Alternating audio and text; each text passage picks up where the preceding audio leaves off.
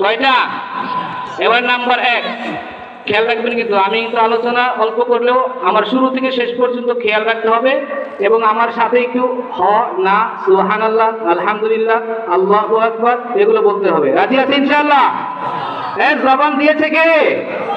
ওই আল্লাহর জন্য জবান ব্যবহার করতে হবে কি হবে না? এই জবান, এই কান, এই চোখ, এই হাত সব কিছু নিয়ামত দিয়েছে কে? এই সব কিছুর আবার হিসাব হবে কি হবে না? স্লোগানে ব্যবহার করছেন নাকি মাহফিলে আইসা নবীর দিন চিন্তা করার জন্য ব্যবহার করছেন? এটা আল্লাহর ক্যামেরা রেকর্ড হওয়া আছে না নাই? এজন্য আমরা আল্লাহর জন্য মাঝে মধ্যে সুবহানাল্লাহ আলহামদুলিল্লাহ আল্লাহু আকবার বলবো তো ইনশাআল্লাহ। সবাই বলেন তো দেখি আল্লাহু আকবার। সবাই বলেন সুবহানাল্লাহ আলহামদুলিল্লাহ আল্লাহু আকবার। একটু আওয়াজে বললে কি হয় জানেন? ভিতরে অনেক শয়তানের ওয়াসওয়াসা আছে আমাদের, আছে না নাই? আর পাশেও কিছু শয়তান আছে, আছে না নাই?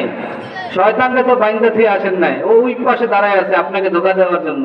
ওই শয়তানকে দূর করার জন্য ভিতর থেকে ধাক্কা মারতে হবে। নারায়ে তাকবীর আল্লাহু আকবার। ঠিক না ঠিক? সবাই বলি নারায়ে তাকবীর। মুসলমান আর ইসলামের হাতিয়ার